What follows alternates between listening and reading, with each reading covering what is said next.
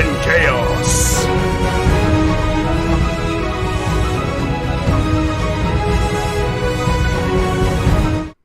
Hello, hello. All right, so how did everybody's Monday go? How did everything? Yes. Okay, so as you can hear, my voice is a lot better. Things are I'm getting better by increments. It's still difficult to speak for a long period of time, so I have not been doing any recording as far as my own stuff as goes, guys. But I wanted to let everyone know. A couple of things. Number one, Commissar Story Part 5. I'm just waiting to record my own voice lines when I can actually talk for about an hour and 15 minutes. Also, thank you, Prophet. Everyone nuke Prophet. Excellent chat to nuke Prophet, because, geez, I can't even get into this 2 seconds. In any case, also, 5-ish minute lore. New 5-ish minute lore script is complete. It is on the Infinity Circuits and Spirit Stones. Also, Commander Farsight is complete. That script is ready to go. Everything's ready to go. And I'm working on something else. Something I never thought that I'd be working on. And if you guys want to know, it's kind of a special pet project of mine that I've talked about doing since this channel only had 2,000 subscribers. And that would be on Commissar Sebastian Yarick. I have started the work on that. How is everybody doing? Spooky, you're in Argentina. Well, welcome, bud. Welcome. So, God, just so much stuff. How's everybody doing? Tell me in chat how you're doing. Jeez. By the throne, I've waited for you. The Commissar. Well, I'm here. Western Spy is here. Just to the Dock is here. Spooky lives in Argentina, but he is here right now. I'm still trying to breathe. All hail the old man of Armageddon. Yes. Spook lives. This is true.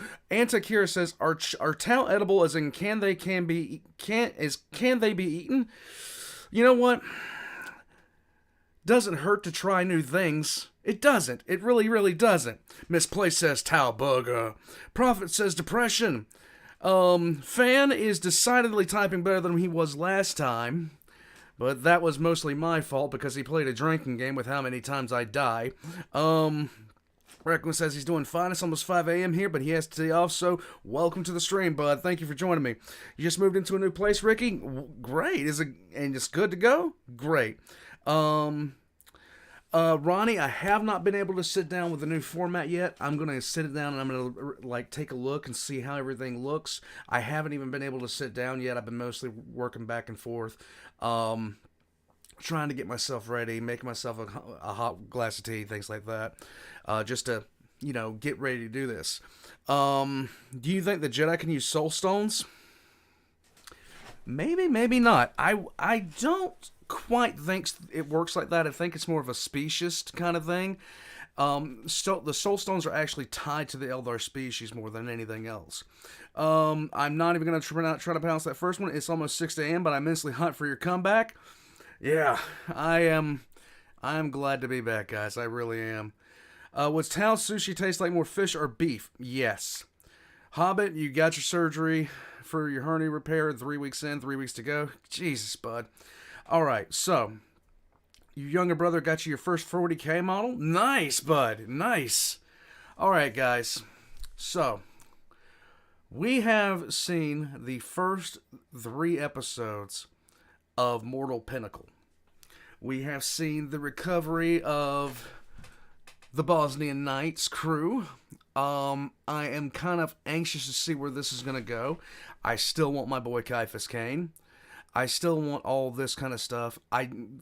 There's so much I want out of this that is never going to be able to fit into 48 minutes. It's never going to be able to fit. And you see, that's the thing. One thing that always kills me when I'm writing is when I'm sitting there and I'm writing, and I'm like, oh my God, this in 5-ish minute lore is the prime example of this. Every time I sit down and start writing a 5-ish minute lore, I'm just sitting there going, all right, I want to hit this, and then I'm still writing, and I'm 5 pages in, and I'm like, how did I get here? I have not even hit the first 25% of what I wanted to hit on this. Why am I still writing? Thank you, Defies. Defies says, I'm sure you'll have to endure a third round of heated what to the game with Inferno Plus soon. Guys, the requests line is at 200 requests, over 200 requests. X in chat for Ronnie because he actually manages a lot of this stuff. And he's been trying to come up with ways to better process like requests that were sent. Guys, remember, if I'm lucky, I'm able to do 2 a day. If I'm really lucky, like I was the other day, I'm able to do 4 to 5. But that really just depends on my time scale. I'm actually going to be checking out some things tonight, and I'm going to set up another live stream tomorrow for Bruva Alpha Boosa's Hunter the Parenting that just came out. You want to see the new War Masters infinitely better than Abaddon? This is true. Defies, did you request the Dark Souls video? Nice. But so Gilliman Prophet says, old man reacts, Gilliman, why do I still live? Boss, why do I still write? Coruscant, I don't know what's happened on Coruscant. That's another one of the things. There's so much stuff that I'm waiting to see happen that I know there's no possibility that even 5% of it's in here. And that's the pain of writing a good story, and that's also the tragedy of writing a good story, but it's also the payoff of doing it too. There's so much stuff that needs to be done, and in your head, you have to always question, is this important or not? Is this something that I need to add or want to add? And for me, myself, personally, my time is so limited, and it's been one of the biggest heartbreaks for me working on the Commissar story, is that I want to continue writing this for a long time, but I also know that, with my limited time scale, I mean, one bout with the flu and then the Rona has set me back weeks. So eventually I'm hoping to have the kind of time scale where I can actually write these long form stories, but in any case, as soon as I get able, that's coming out soon. Coruscant versus Terra, which has more STIs. Oh my God. What do you think the odds of a Skywalker heresy? Pretty much. Prophet of the H Legion asks Fulgrim, why do I still X in the chat to nuke Prophet again? Cavill, who do you think Cavill will a good fit for the 40K show? 3 things about Cavill, okay? 3 things about Cavill really quick. Number 1, I think he would make an excellent Commander Dante. Number 2, put some chops on him. He would be a fantastic Caiaphas Cain and will be a massive departure from other roles that we've seen him play. Number 3, I would love to see him play just a stock, like some sort of stock standard character in the mix of all this. Malcalius would be an excellent pick for me as far as that would go, but that's neither here nor there. If you guys are ready for Mortal Pinnacle Part 4, I'm an idiot. Part 4, X in the chat. Oh my lord. Doge Van Dyer? No, Henry Cavill not as Doge Van Dyer. The Engine of Woes. Wolf says, I want to go back in the box. The box doesn't judge. It only hates. That didn't work out as well as I thought it was going to. Oh my God. Henry Cavill is one of the 3 naked custodians. Oh. He better not play Katas Carius. I will riot. Alright, guys. Let's get into it. Here we go. Mortal Pinnacle, Part 4.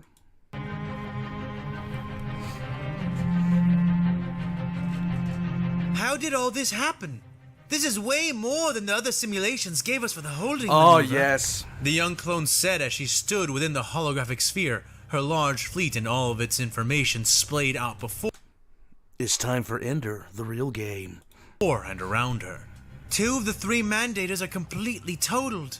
And the holding fleet, it's more like a holding squad now, she added. Reports are still coming in. I'm sorting through them as quickly as I can, but yeah, it looks like a lot happened in those 20 minutes, said Arcanian, a clone named after the odd method of his production. He and his brothers had arrived only a week or 2 before Omega had begun her specialized preparations for this very battle. They were looked down upon, and though she hated to admit it, she almost agreed with the natural resentment that the original clones projected towards the Sparties, as they were at times known. They were only about a year old, and each of them, Arcanian included, were fully grown. And it wasn't just that. The new clones that had suddenly arrived for advanced training were like bad clone stereotypes. And the Kaminoans could barely stand the sight of them. They all had the same memories, and they all seemed almost like flesh droids rather than proper clones, performing their duties in a belligerent fog that made them prone to aggressively acting out. Well, almost all. Arcanian was the single exception, a mutant not unlike Omega. He did not need any alterations or additions to fit into his station thanks to his adult size, but unlike the others, an abnormality in his brain had caused him to receive only the most basic aspects of his flash-pumped auto-training.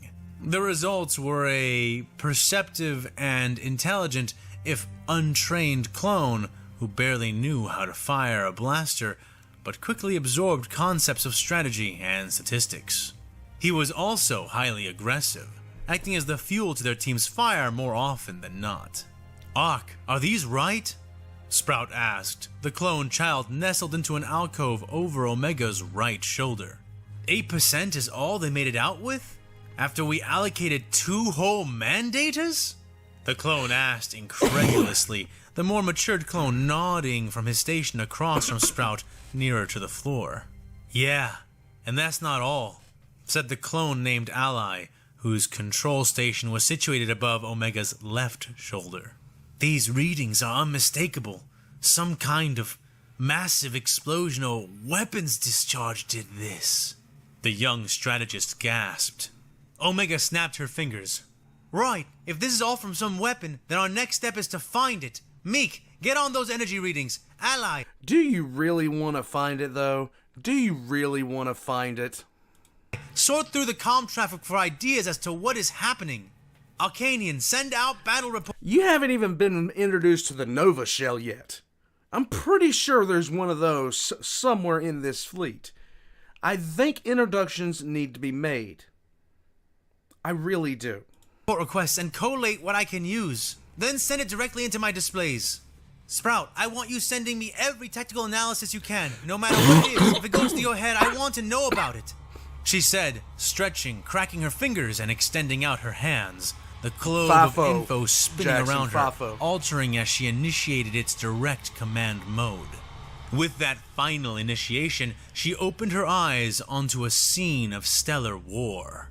Becoming the ephemeral will behind her fleet, the omnipresent spirit of their fight, their invisible goddess, each ship dancing at the flick of her wrists. And flick she did, sweeping her arms out, the wide wings of her armada splaying out and then in, beginning to surround the Imperial fleet. But the Imperials were not a static foe, reacting like multiple hives of enraged insects. New swarms of strike craft spilling into metallic clouds from the hangars of their cathedral homes. Omega could feel them, the new biting torrents of smaller ships, stinging with a disturbing effectiveness into the outermost forces of her fleet, which she directed to engage and intercept them. The impish clone smiled as she released swarms of her own, enough to match and ultimately even outnumber those put out by the Imperial vessels, the bulk of the 2 waves meeting between their forces, before the battle line was dragged up close to her.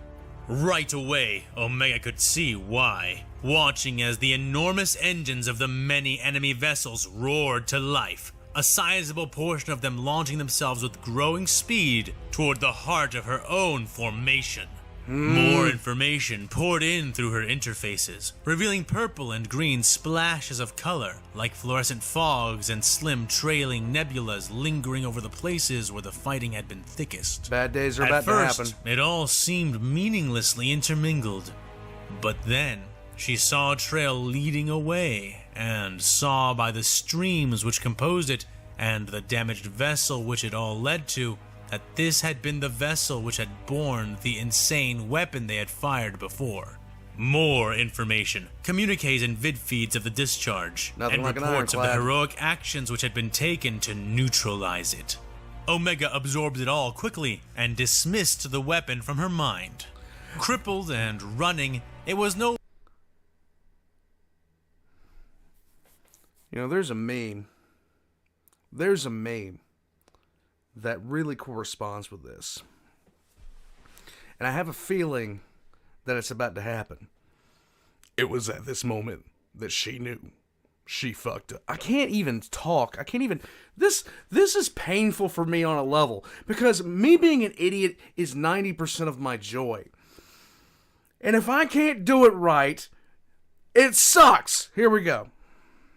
no longer a primary threat, and could not match what now demanded her attention, the Imperial countercharge and division of forces. Ugh. The last thing she did before fully focusing on the adversaries before her was to confirm safety for their planetary support strike force, sending the signal with a twitch of her fingers, and ensuring that the planet of Axum would soon host a great deal more Republic forces. Doubt. Sprout's tactical Exit know-how chat to filtered doubt. in as suggestions and remarks, his mind second only to Omega's own. Countercharge? Seems... Prophet says, terrifying thought. The Imperium may not be able to build another ironclad, but they might be able to repair the gun. Yes. Yes. It says words are hard. Yes, thank you both. Why? Why does everybody shit on me? is insane. I didn't do was it. his first message, which was quickly followed by a second. Forcing a pincer was the next. Omega's eyes swept over the field, and she nodded to herself, agreeing more and more with his assessment as she watched the ragged Imperial line taking two distinct actions in opposite directions. Uh-oh. They wanted to break through her line, get behind them, and then hold them down while their other ships distanced themselves and lined up shots to ensure damage from both sides. A bold plan, and one which depended entirely on their first charging fleet successfully holding and engaging their LOC. attention. A plan she intended to deny. She opened her hands, flicking her fingers as screens and options appeared. "I'm charging us straight through," she sent to Sprout and the others. "Do it. I see the goal. It is right before us." Sent Arcanian. "High losses guaranteed. Are you sure about this?" Sent Ally. "High losses guaranteed regardless." Sent Meek. "Meek is correct. It's not a question of losing ships, it's a question of winning the game." Sent Sprout. "Omega, we are with you. What's the plan?" Sprout followed up, and the communications went still. Omega took a steadying breath, smiled, and nodded. "Meek, you will take command of battle groups V1, 2, 3, and the 9th, 3rd, and 4th. You are to directly attack the incoming charge, obfuscate our tactic, make them think we are engaging. Arcanian, you take V4, 5, and 6, and move to flank the charging imps or pursue them, depending on how effective Meek is at stopping them. Your goal will be to distract and hold them while Ally, Sprout, and I crush their range support." Omega transmitted to them through her displays.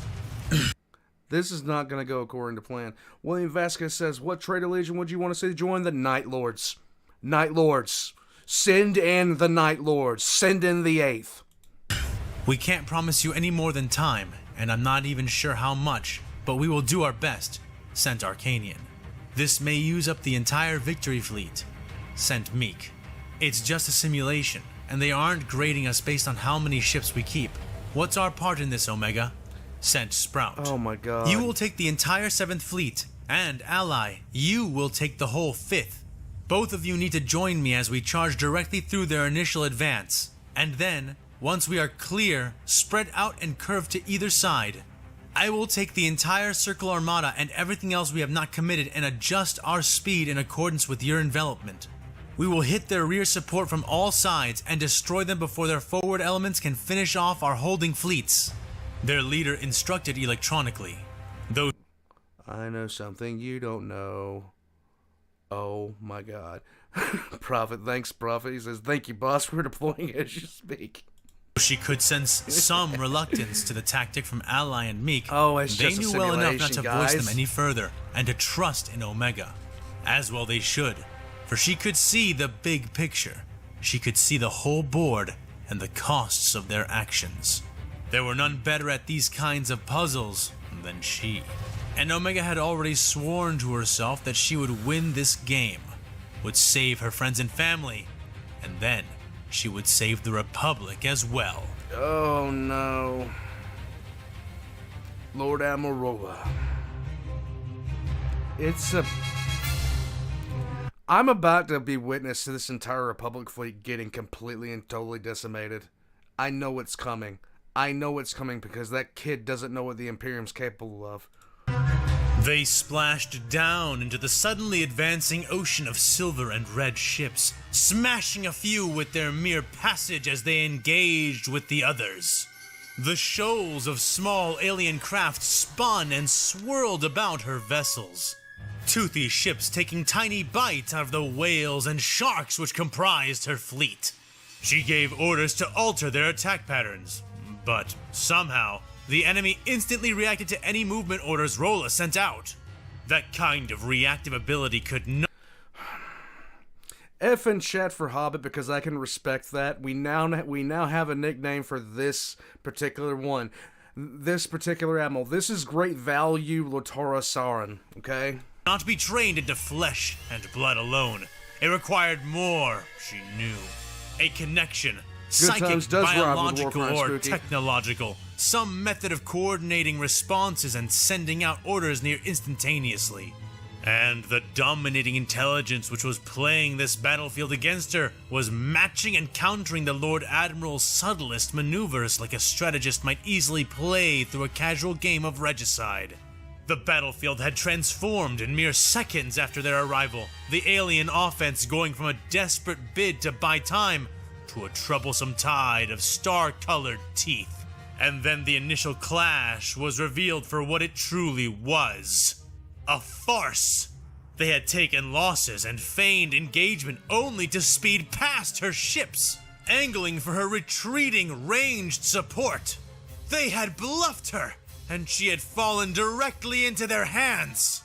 She thought to order a reversal, but even now she could see they would be too slow to correct in time, the arcs of their returns too wide to prevent the battle moving straight into the face of her support units.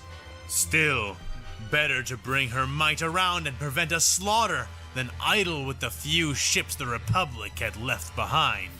And then, suddenly, the Lord Admiral watched her options dwindle and shrink as a second force of Republic reserves came about, outflanking her scattered fleet and firing into their sides and back.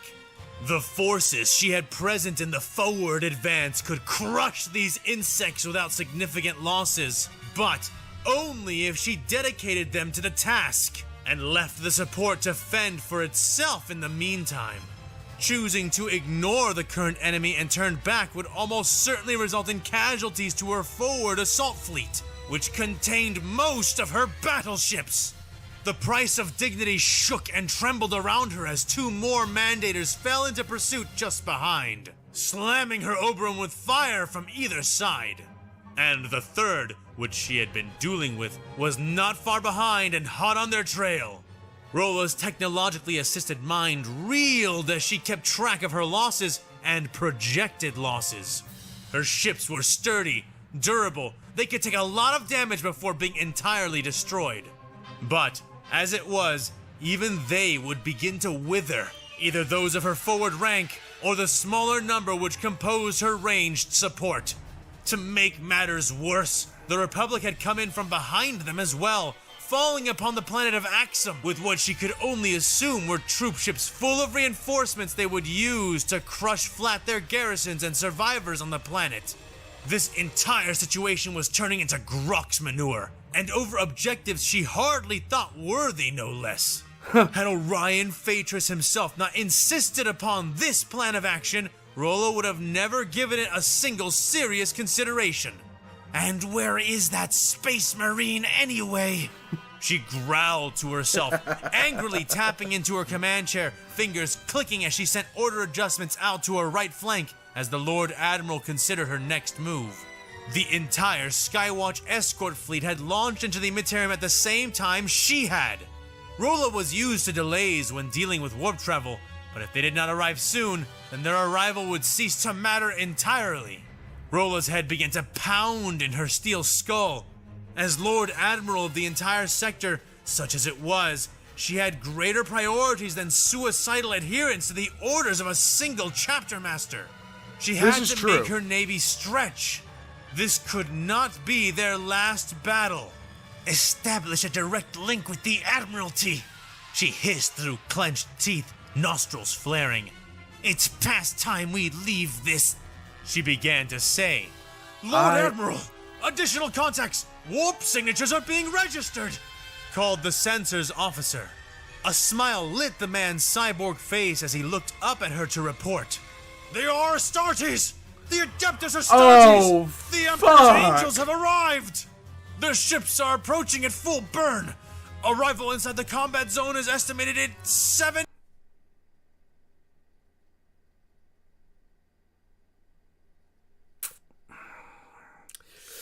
You hate to see it. You hate to see it. You hate to see it. minutes! He exclaimed in clear elation. It's about time the Skywatch got here, she said with a heavy sigh, nearly slumping into her chair. Negative, ma'am. It's not the Skywatch. Uh-oh. In fact, there are too many ships appearing to represent a single Astartes escort fleet. Wait, what? This looks more like... The sensor's operator began to correct, before the lights on the bridge flickered and died. They then quickly restarted, everything now lit in clear emerald green. A large, previously inert hololithic projector thunked into life, and then flickered out its own grainy image, which gradually came into greater focus as it appeared before them. It had the likeness of a large, ornate sarcophagus, massive in size as it was displayed across the deck.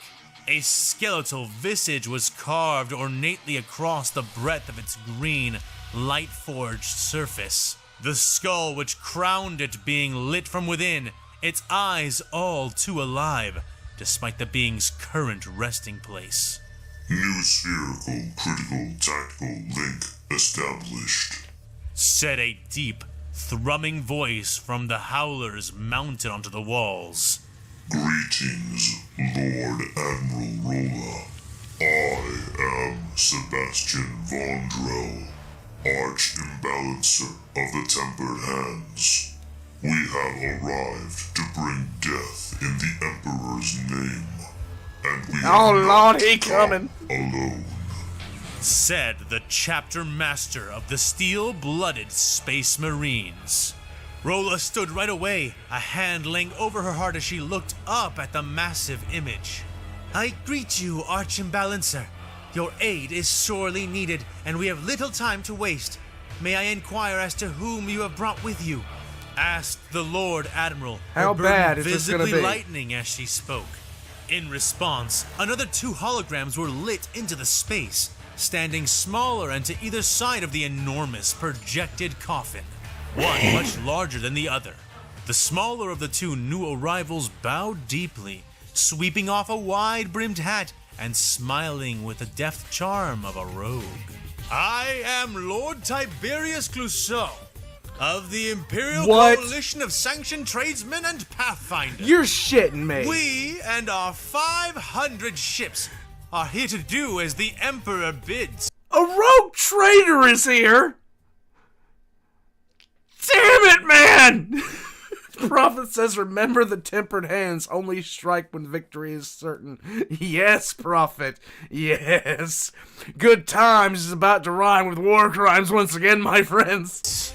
According to your dictates, of course, Lord Admiral Rolla, said the flamboyant trader, resting one hand on a heavy golden belt buckle while the other lingered lightly on the handle of a thin saber at his side. I know, Obi-Wan Sherlock Clouseau, I love it. And am I to expect a fee for this aid? Lord Rolla asked, raising an eyebrow at the leader of the, thus far, troublesome impromptu guild which this man had managed to organize in the chaos of their long jump into this galaxy. You wound me, Admiral. Of course, I am charging you nothing for this aid. Bullshit. I'd never even think of it. He said with a wave of his hand and a mocker's grin. After all, someone else has already paid for this little excursion in full. There you go. It would be disingenuous for me to charge you twice. But if you feel so inclined, Lord Admiral, I will not stop you from donating to the cause. He added, his smile slinking wider. Rolla sighed and turned to the other, who seemed to be waiting, studying their interaction like a spider might study a pair of new insects trapped in its web. Once she faced him, he bowed with an odd elegance, his many arms sweeping out, forming gestures.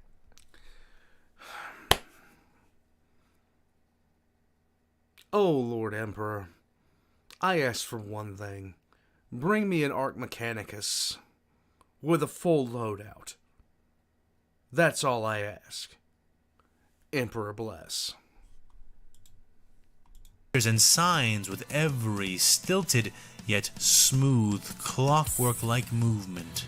He had 6 arms, all of them flesh, all of them protruding from 2 long sleeves, the Battle of Axis now been one on either side of his thick red robes.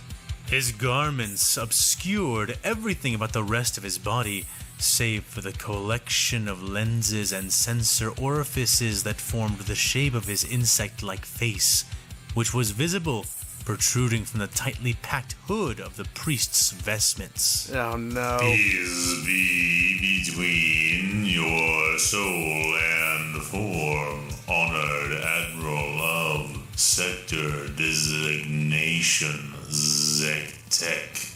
I and the Arch Mechanici of the Forge Worlds have come to shape law from this disorder.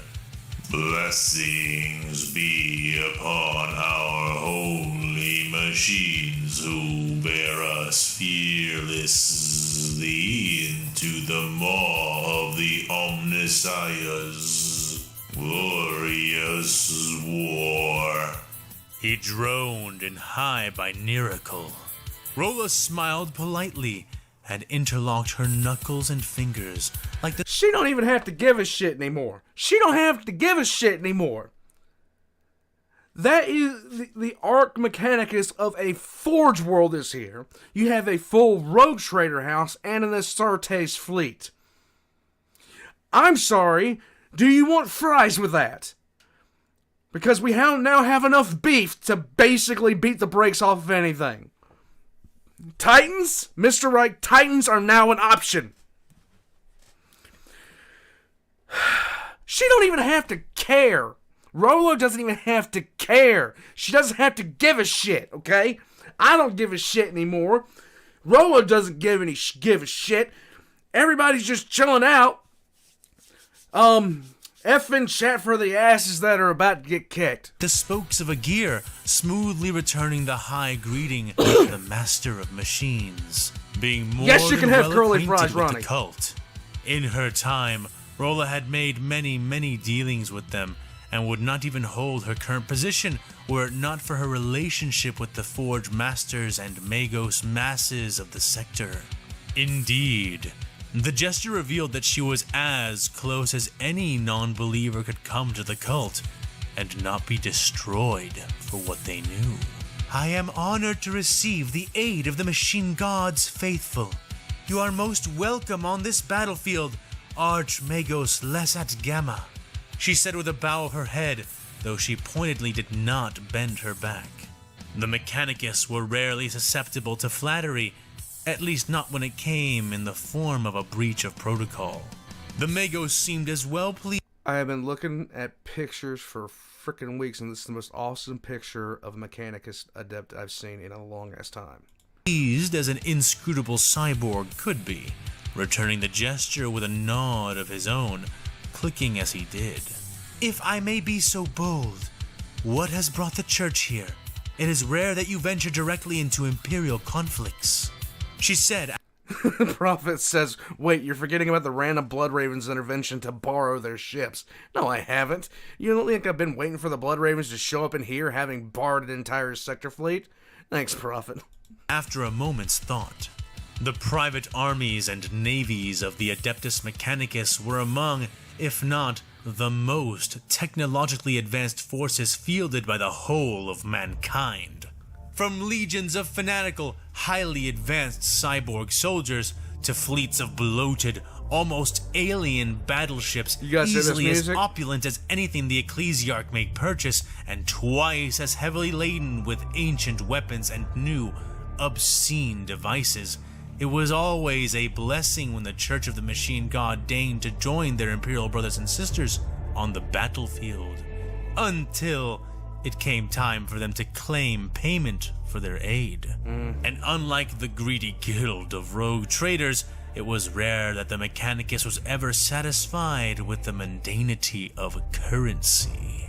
Chapter Master Orion Phaedrus has negotiated our intervention into this conflict. In accordance with our agreement, we the faithful of the Omnissiah will hold the enemy armada in place for 1 hour. The mostly machine creature elucidated. Rolla blinked in surprise, but before she could truly respond, Lord Clouseau coughed and interjected. Yes, since it does seem rather relevant, I should add that our dealings with the good chapter master are very much the same. 1 hour from the moment of our engagement with the enemy. After that, we are free to do as we wish, and to be frank with you, dear Lord Admiral, I and most of my fleet have no desire to continue a battle of attrition with these endless silver arrowheads. The rogue trader clarified. So you got him for an hour. And I assume this is the same with you, Archimbalancer? She asked the enormous green coffin. It is, was the simple reply. She nodded tightly. Then, can I assume that for the duration of that time, I am in command of our joint forces? She asked. It is so, rumbled the entombed space marine. But of course, said the rogue trader. The Omnissiah wills it, chanted the machine priest. Good, then heed my orders. Archimbalancer, I will need you to take your fleet and contest the skies above Axum. We only have a limited amount of time to evacuate our forces from the planet, and to accomplish that, we will need to clear enough airspace to move transports and drop craft through en masse. Contest them viciously, Chapter Master. We are on a time limit, and they are not, she said. By the Emperor and the martyred Father, it will be done, said the second oldest ranking space marine among the loyalists who had come with the fleet. Yay! Lord Clouseau, divide your ships between 2 categories as best as you can manage. Those which are geared towards combat, and those which are geared towards hauling cargo. The former will rush to the enemy which is behind us and engage. Stop them from destroying our support while we mop up the ones we are dealing with now. The latter will go with the Archimbalancer and aid in the evacuation, the Lord Admiral said, so they're turning evacuating to face the Axum. flamboyant green hologram once more. He smiled and bowed again, though much more formally this time. Your wish is my command, he intoned with a wink. Archmagos, I require your fleet and forces to do 2 things. Firstly, begin engaging at range with the enemy armada. Do as little damage as possible to our own ships. Avoid crossfire at all costs, but do not close with them. Pick them off at range as much as is possible. I do not want to risk any serious damage to the arcs. You must act as my ranged fire support until the rogue traders can fight off the enemy attack, or until we can arrive to decide it.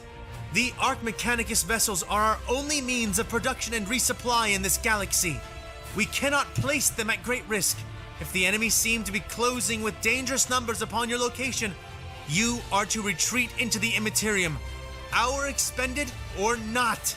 She ordered the 6-armed priest of the machine god. We had already anticipated a Yes, she said arcs right. 98.575% Plural. chances that this would be requested of us.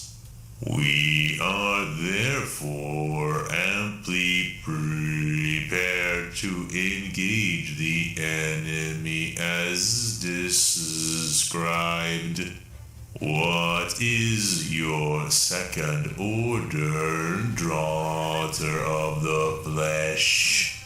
Clicked. Omega just got the end of the Halo. The end of Halo. The end of Halo Reach mission. Objective survive. That's the only thing you gotta do. And buzzed Multiple the arcs. Archmagos. They are using some kind of connection between their ships to instantly relay orders and commands. I want you to use the Noosphere to breach and infiltrate the system as much as you can. That's not fair. Learn everything it lets you, and then take down as much of it as is possible by whatever means are available. We can greatly extend our longevity and effectiveness in this battle if we can at least impair this system they are using against us. Do you think this is possible? The Lord Admiral asked. It will be made possible, Was the mechanical reply she received. Lord Admiral Rolla smiled. Good. Then let us repay their cunning and trickery with ferocity and faith. Oh my god. Okay. Thank you, Prophet. Prophet just says, I just realized the Tempered Hands are going to do some boarding. Okay, so thank you, Prophet. Yes, the Tempered Hands are going to do some boarding. Alright, so if you don't know what an Art Mechanicus is... what's the best way to describe this monstrosity to you? Take a planet's worth of manufacturing, put it on a ship, okay? I wouldn't say a planet, I'd say a continent's worth of manufacturing. Put it on a ship, okay? And then add in a continent's worth of weapons and put them on the exterior of a ship. Add in a cannon that shoots out a 50 meter wide shell that blows up with the force of, I don't know, name your amount of nukes. And then make it space-worthy. It's essentially that. The Mechanicus is very easy to break down when it comes to certain things like this, but this is... It's a literal moving factory with enough weapons to blow up planets. It is insane. Just the Doc says, the Art Mechanicus is the superstar destroyers of Warhammer. Not really. Because... and yes, fan, I am forgetting the black hole guns. Oh my god. Time rupture weapons and the shit that they don't have names for. This is very true, fan. There is okay. So a lot of people see the tech of the Imperium and think that that's the most stuff they have. Here's the thing. The Mechanicus has shit that they don't share with anybody. So we're about to see some next level bullshit happen here. Because a lot of the weapons on the Mechanicus arcs comes from the Dark Age of technology. Okay? Where we were built... where the Terminator suits come from that are actual literal mining suits, okay? It's ridiculous. Here we go. This is unfair. unfair. Use the entirety of the hour we have. Make ready to do the same. Oh, that is wrong. Finally, they had breached the walls, shattering and melting a hole into the interior. That is wrong. I was about to see an ass whooping, and I have been denied. How would the clone troopers do against the rank and file of non-Imperial factions? The clones would stand no chance against the Eldar, flat out. The clones would have to do what the Imperial, the clones would have to do to the Eldar what the Imperium has to do to the Eldar, which is literally Zerg rush them. Against the Tyranids, the clones would be horrifyingly out. No, Mr. Reich, it is mining equipment. Against the Tyranids, the clones would be horrifically outmatched. Against the Drukhari,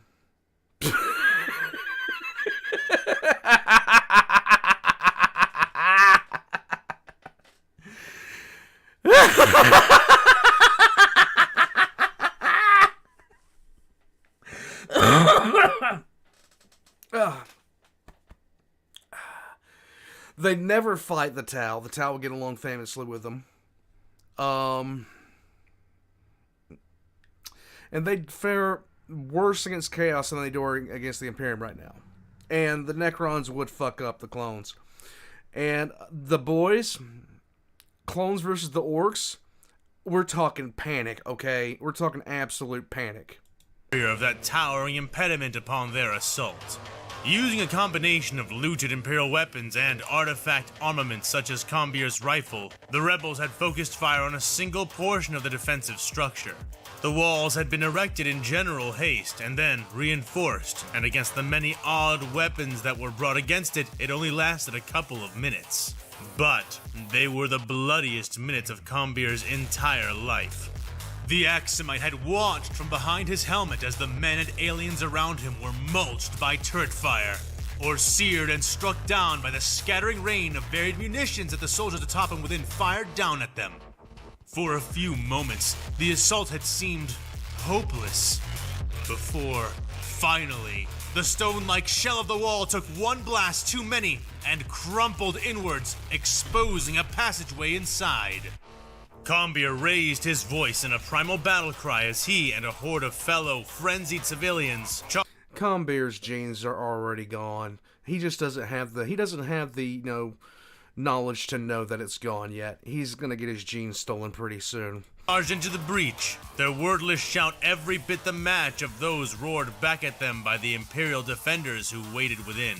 As the first mob of aliens and Axumites burst inside, the interior of the wall passageway was suddenly lit by a flood of flashing, glowing lasgun shots, muzzle fire from auto guns, and much worse. The volleys slammed into the intruders from nearly all sides, scything the dissidents down in swathes.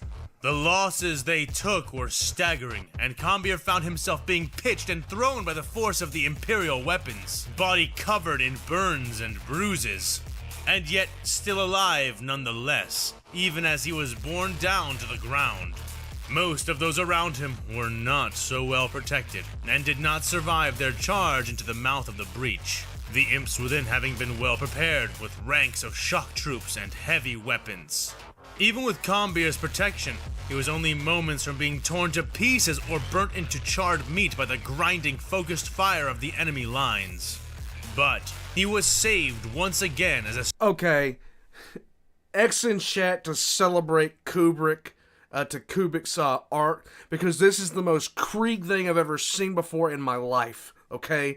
This is the most Krieg picture I've ever seen before. I've never seen anything like this. Look at this. It's a Krieger jumping off of a rooftop, blasting with a lasgun with a grenade in hand, ready to go off, just in case when he lands, it doesn't finish the job. I fucking love it. Spinning, dodging form ducked over and around the rending streams of fire. Bathrazan never ceased to amaze Combier, moving so smoothly and swiftly that it gave him chills just to watch. Despite holding only melee weapons, 2 lightsabers to be exact, Is that a Krieger or is that an untouchable? Because, damn it, that attitude makes me want to flat out say that is a Krieger. That's not Krieg, yeah. he was easily a more lethal weapon than Combier's own rare rifle. The man spun between luminous lines of laser fire and superheated bullets, shrugging off 2 or 3 shots that actually struck him before plunging into the enemy soldiers like a drill. Arms, legs, and heads of Imperial foes went flying, entrails and organs flung to either side of him as he tore through them with his own alien claws, as well as with the hungry, twin humming blades of his lightsabers. Combier staggered, but found hands all around him, helping him stand, pulling him to his feet, supported by the men and women who surrounded him. He felt a fervor, a need for battle and for revenge, but he was struggling to keep up with the obvious frenzy and odd coordination of those who were leading the charge. It was not every, or even most, of the rebels which exhibited this fatalistic need to push ahead. I don't care, untouchable or Krieger, this guy's a Chad, okay? He has exceeded the realm of chattery. He is now the Thunder Chad, and he is gonna look at this. You can't. What are you gonna fucking do? How are you gonna fight this level of chattery if you're not gonna fight this level of chattery? He just pretty much said, "Fuck you and anyone else I land on." He's checking out. He's done. But are you shitting me? To grind the Imperials into gory paste beneath them. But it was enough for the mood to become an infectious cascade of violence which drove on and encouraged those others who were there to witness it. They struck him as an army of the possessed, but not in a bad way. They were fearless, laying down their lives so that the oppression of the Imperium could be ended. And seeing the unreasoning hatred pushing them forward into near certain death only made Combier try harder. He pushed into a hallway as part of the mob which surrounded him, guns waving, voices crying out for blood. Bathrazan had cleared a space for them, and then cut his way out to the right, the enemy running before his blades. Many followed him, but not Combier. He, and nearly half the group which had followed the champion into the wall interior, turned instead to the left, and just in time to run face first into Imperial reinforcements. As the riot around him screamed ahead, Combier kicked and elbowed some space for himself and kneeled down, the long barrel of his weapon extending out as he gazed intently through the scope. Yes, this is the Through it, he saw the charging rebels running face first into a trio of enormous armored men. Their heads were covered, save for one who bore his ugly, exaggerated face in a brutish scowl. They bore massive, thick shields and clubs as their weapons, the former appearing to effortlessly absorb the volleys of fire that It's the good boys came their way before they turned the shields to the side and began smashing with the latter, literally pulping entire men flat with single swings of the simple weapons. It's the good boys. Marines. No, they're not. Combier growled.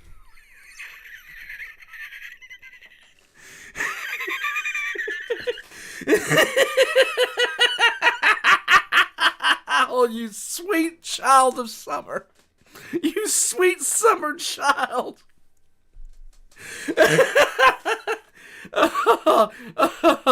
Oh, you adorable child. It's so cute. Half in fear, half in sudden excitement and anticipation. Despite their formidable reputations, these big brutish angels of the Emperor did not seem to be caring too much for anything beyond hammering mindlessly away at the rebels.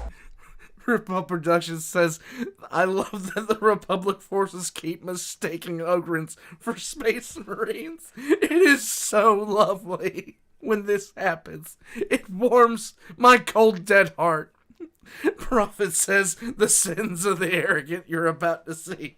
Oh, Christ. Oh my God, the Space Marines are pulling into orbit. We're about to get an educational experience, boys and girls. Shit's about to get real. Oh, no. Thank you, Ripoff. Thank you, Prophet. Oh, God. Here we go. The mind-addled genetic experiments of the Imperium kept up their thoughtless, tactless attack. Are we thinking about to see too Space much of Marines on the killing ground? And not enough of using their shields to hide from the additional incoming fire they were receiving, like what Combier sent their way a moment later. His gun barked loudly, a spiraling disruptor spike suddenly discharging from its barrel and hurtling into the exposed collarbone of one of the club-bearing giants. His entire chest collapsed, throwing the man-thing back off its feet and creating a gap in the barrier it had been forming with the two others of its kind. It had barely landed flat on its back before the hole in its chest began to widen, disintegrating most of its neck and torso before the effect halted. Look at what the name of the song is, guys. Thank you, Prophet. Prophet says one way or the other, Combier gets to meet a Space Marine. He's about to meet a part of a Space Marine. Look at the name of the song. The End Begins, Doom version. Oh my God. Combier lowered his gun and punched his fist. Death to the Emperor! He yelled, the aliens and humans around him roaring with him. Death to the Emperor! Death to the Emperor! They echoed, swarming around the two other monsters of the Empire and pulling them down, destroying them under the weight of their numbers. But their numbers were starting to thin. Something Combier could not help but notice as those ahead of him continued forward and less from behind him were able to follow. Getting this far had proven to be a bloody grind, an achievement born on unthinkable amounts of sacrifice. But they were not about to back down, not now that they had made it this far. He looked down to check his ammunition count. 3 shots remained. He grimaced, but only clutched his weapon more tightly. As far as he was concerned, this only meant that he had to make these last few shots count. With that thought in mind, the Axumite heir pressed ahead, following after those who had come before him and turning a bend. Yes, There, he Najir, could they exit basically out just of the killed wall, kids. the natural one, the one that led into the rest of the Imperial base. But it was not unbarred. Standing within the entranceway, already engaged in battle with the rebels who had come with him, were 5 figures, dancing and cavorting despite their bulky armored bodies. The screaming fanatics of the Emperor, dressed in their powered armor and hefting sparking mauls and swords. He kneeled again and began to take aim before he was suddenly sighted by one of the Imperial sisters. She barked an insult in their Gothic language at him and snapped out her free hand, a hand which he realized was not free, but holding a pistol of some kind. The smaller weapon roared with the force of something far greater than its size implied, making Combier jerk and then throw himself across the floor, barely evading the 3 shots she snapped off at him. His heart beat in his ears as he scrabbled for the cover created by a heaped pile of stinking bodies, breathing hard all the while. He turned to peek out, only to feel his blood run cold from what he saw. The last 9 rebels were being hacked apart before his eyes, and once they lay dying upon the gore-slicked ground, the glowing owl eyes of the sisters turned upon him. He cried out, ducking and covering his head with both hands as they riddled the pile of bodies he was hiding behind with explosive bullets, blowing most of the obstructing flesh away And Nighthawk, we do accept that about ourselves. Knocking him painfully forward. 2 gaping rents were left in the back of his armor, the wounds there bruised and bleeding badly, though he only barely felt their pain, at least for now. Gasping and out of breath, his lungs flattened by the impacts, Combier crawled forward and rolled onto his back, aiming his gun up and firing it blindly, his 3rd shot sailing over their heads. The sisters did not even blink or flinch, raising their horrific hand cannons and shooting a volley directly into the prone, dazed rebel. Combier flinched before the impacts reached his body, but found nothing struck him, and when he opened his eyes, he saw why, though remained confused by it nonetheless. The bolts they had fired were hovering in the air between he and they, held back by some invisible force. Even as they burned and spun in place, their micro-rockets firing hot and hard, but getting nowhere. The answer to his confusion came a moment later, Javona revealing herself as she strode past him, eyes luminous with power as she held the attack back, and then reflected the explosions which followed. Monstrum! Spat one of the Imperials. Xenos! Barked another as they all raised their various close-ranged combat weapons and began to charge. Ijatura Fashimea! Javona bellowed back, her voice deep and resonating with unnatural power. She punctuated the words by swinging her arms widely and clapping her hands loudly before herself. The clap created more than sound, however, the gesture unleashing a rolling wave of telekinetic might. This blast met with and overcame the charge of the 5 sisters, tossing the remaining shots they fired as they ran into different directions, none of them near her or Combeer. The Imperial... She is a gene stealer. Prophet says temporary truce to purge the alien. Yes. Yes. Thank you, Prophet. If it was for certain issues, I would really matter how hard she's trying to get into his pants. To thighs. Well, she's trying to steal his genes. Fanatics howled in fury, fear, and pain as they were caught in the hurricane of power she had expelled in their direction. Their armored bodies were thrown back, flung into the ceiling, the floor, and each other before finally being ejected from the passageway. Their impacts around and against the exit provided sufficient force to dislodge the entire entrance wall, blowing it away with them and leaving the exitway a gaping hole within the interior-facing side of the Imperial wall. Yeah, Javona smiled at the effect, clearly delighting in her power, before sagging and resting her hands on her knees. She was still smiling, however, until she turned and spotted Combeer, who was obviously wounded. Javona ran over to her chosen companion, taking his hand while coming down to her knees, kneeling beside him. Oh, her eyes so were cute. full of concern, genuine. That's so cute, guys. I just want to, throw them a party involving lots of grenades. And frantic, and it warmed him to see it, making him grateful for the helmet which covered the boyish blush on his face. Oh, God. I'm all right. Just took some bad hits. I don't like jeans. Rough, of course, and they get everywhere.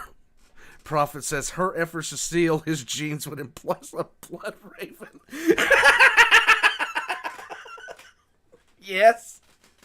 This is true, Prophet. Oh, God. Why? But the armor ate most of it. He said to her, "You should not be doing this," she said with no small amount of urgency. "You have fought enough. You can leave this to..." She began to say, cut off as a shadow passed over them and spoke the words for her. Me, said Bathrazan. He and several more rebels striding past and kneeling too, all obviously eager for battle, and yet seeming fresher and less worn down than Combeer would have thought. The big alien man eyed them carefully before moving on, and Javona smiled sardonically but nodded as he left. "Exactly," she said, looking back down at Combeer. The Axumite grinned back up at her, and then groaned as he began to sit. "Be careful. That armor does not make you invulnerable," she scolded, sliding under his arm to help take some of his weight. He grimaced and winced, feeling the beating he had taken, small pieces of metal embedded deep into the 2 bleeding wounds he now bore. "Don't I know?" X in chat to nuke Alistar for what he just said. Do not bring that up during this, okay? Stop it. Wait, I don't suppose you have any Bacta on you? Any breathers? He asked, but she bit her lip and shook her head. Oh my God. But no sooner had she answered than a Bacta rebreather was dropped right into Combeer's lap, another shadow falling over the 2 as several more rebels rushed past them. "Down with the Empire!" yelled one. "Death to the Emperor!" screamed another. But not the one who cast the new shadow. This one pausing beside them, drawing out a smelly stick of wrapped weeds, and placing it between 2 lips as a lighter flicked open, and flame lit the end. Combeer looked up and felt his eyes grow wide, a smile spreading over his features as recognition hit him. "Samael, it's you!" Combier said, yanking his own helmet off to reveal a sweaty but relieved face. Javona twisted around, eyes narrowing right away. But the sight of Combier's relief and the medicine he had received were assurance enough to keep her from being too alarmed. But the man had an aura on him, a menace she felt was familiar yet unrecognized. Come on.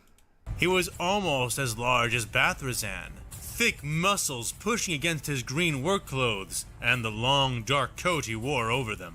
He stood like Bathrazan as well, slightly up on the balls of his feet, his hands free of obvious weapons and yet thick with the scent of blood, something Javona could sense more than actually smell. The newcomer did not respond right away to Combier's words, taking a long drag on his low stick and then breathing it out slowly. When he was done, he opened his eyes, the center of each one akin to twin round flakes of obsidian glass, glistening intensely but black as pitch.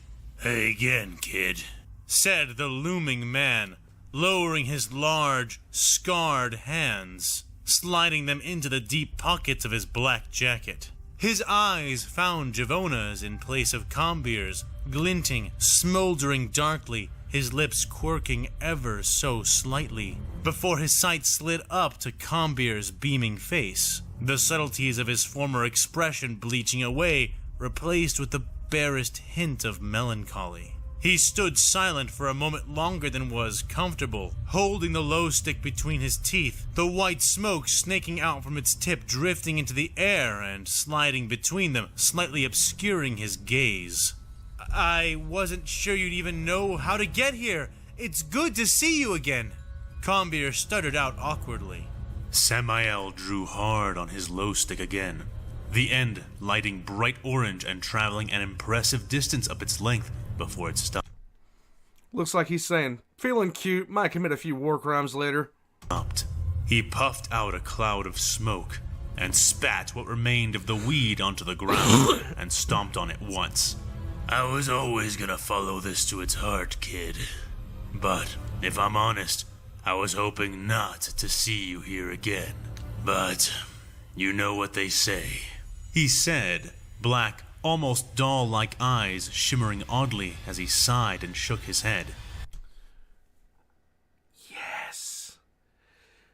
Yes. Shit's about to get real.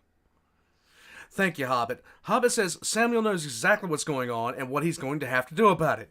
Yes, he does, and I think we're about to find out what he's about to do about it. Thank you, Hobbit. Here we go.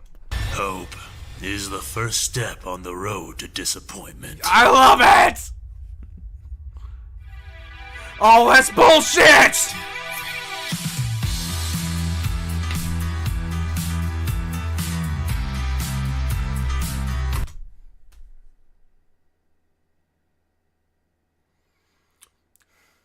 All right. Look. Are you shitting me? Are you shitting me? Damn it!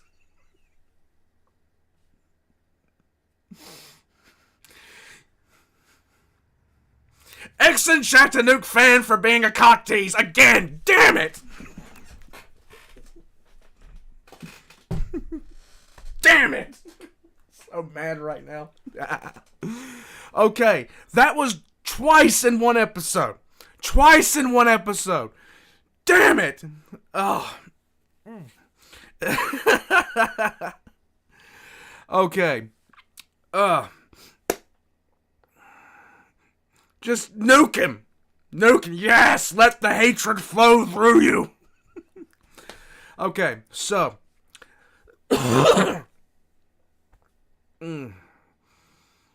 This is the most yelling I've done in about 15 minutes. This series has more cliffhangers than a Netflix series. Alright, so. Number one. The the fleet's in orbit. The fleet battle in orbit is about to take a savagely bad turn for the Republic. Number 2, Samuel is about to reveal his true colors, and we're about to see what he actually is.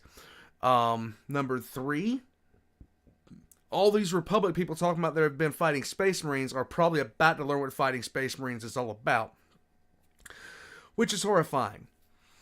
So, a lot of fleet engagement. I love it. Okay, but a bunch of things that are happening in short succession.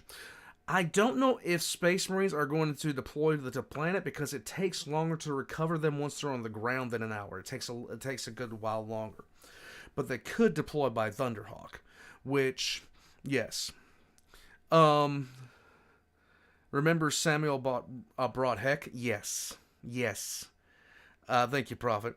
Palpatine should try not to lure anyone from the Imperium to the dark side that has Chaos God's results written all over it. Yes, this is true. But you got to remember there are entities within the warp, within the Force, that would be empowered in the same way as the Chaos Gods, with the way that Fan has manipulated the Force and the warp in this to kind of coincide at the same time. Doesn't one of those Imperial ships on there have an active planet cracking bomb on them? This is the truth. Don't forget the Custodes. The Custodes is still on the ship in orbit, yes. And yes, they could just teleport down, but teleporters are more for probably for first company Terminators. Have any Gene Stealers resisted the pull of the hive mind? No. It's never happened. God, there was a lot in this that I was waiting to see.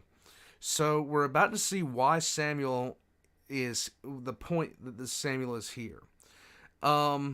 Spooky says, is it wrong that I side with the Imperium?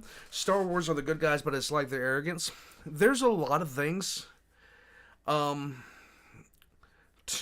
both admire and despise about the Star Wars universe. My main thing for the Star Wars universe is mostly the same as yours. Also, the arrogance of the Jedi. So yeah, it's not wrong to side with the Imperium. You know who should win, you know who might win, and you know who inside you want to win because, damn. Hamid says Planet Cracker and the Balisca, where Ty Waller is sending the Commissar Shadrick to activate. This is true. It's so cute. Ronnie says it's so cute when the Republic confuses the Ogrons for Space Marines. Understandable, but cute. It's not going to be cute much longer. Can't wait for the Ironclad to start ramming. Dude, the funniest part about this episode was when Rolo sat there and was, as soon as all these ships started showing up, she wasn't trying to fight the war anymore. She was trying to fight the war up until they showed up, and then she saw what was there, and then she's leaning back having conversations. That should let you know something. Omega is about to be... She's about... Oh, God. Ugh. Yeah, it'll take a Drakari level of hurt for them to win. Yeah. The Imperium are the only good guys. You just want a sucker to survive. I understand that. The Imperium is more than the Republic. You side with Star Wars, but this is the Imperium. This is true. Guys, how is the Imperium going to keep the momentum without Forge Worlds and Recruitment Worlds? That's what the Arc Mechanicus is for.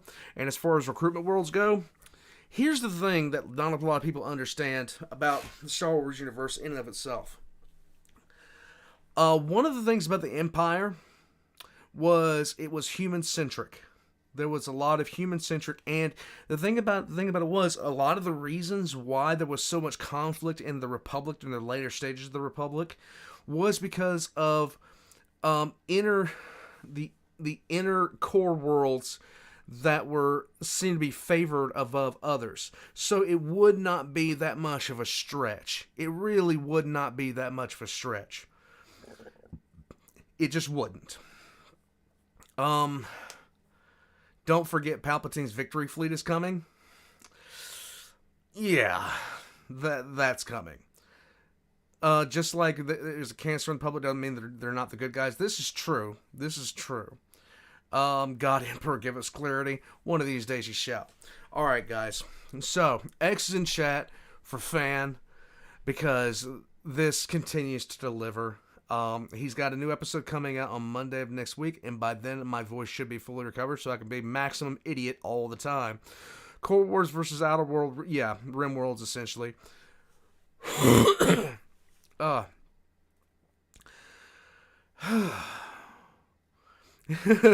Misplaced said, I just realized the Imperial's planet side are getting evacuated. This is true. 1313 is going to be pissed. Very much so. Okay. So tomorrow I'm going to be setting up a stream for tomorrow as well, and it's going to be for the new release by Bruva Alpha Busa. How do you think the Jedi would fare against the elite of various 40k fashion aspect warriors? Okay, it would depend on the aspect warrior. Jedi, I think, would be very, very comparable. Speaking of which, you're off to play RimWorld. You got lines for me? I do have lines for you, Hobbit. Alright, so, God, what was I going to say? Aspect warriors, it would depend on the aspect warrior itself. The Jedi would fare fairly well against aspect warriors. The Jedi would fare excessively badly against the Drukhari, because it's just a whole different ball game. That's the real, I just legitimately started laughing my ass off when it came to that. Jedi Masters are somewhere in the ballpark of naked out Aldari Warlocks. This is accurate. This is very much accurate. Let's see. What else? I saw a great video describing the Republic's political divide made by Generation Tech.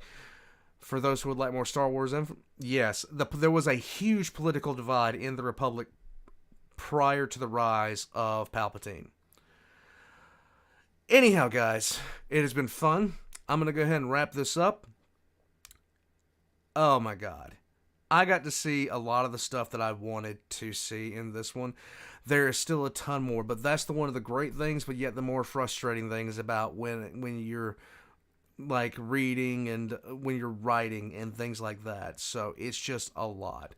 You have a bowling tournament. Good luck to F in chat for Mr. Reich tomorrow so he wins his bowling tournament. Bowl well. Hit 300 in the Emperor's name. So we will be seeing you next week, as is anytime, guys. When fan uploads, I'm going to be giving it a day. If nothing happens, just look for the alert the day before, and I'll be live streaming it the next day. I hope you guys had fun. I know I did. Guys, I will see you guys soon. Whatever you guys do this week, have fun. I'll see some of you tomorrow for the live stream for Bruva Alpha Busa. But until then, guys, I'll see you next time. Please give us Kane. Caiaphas is the best.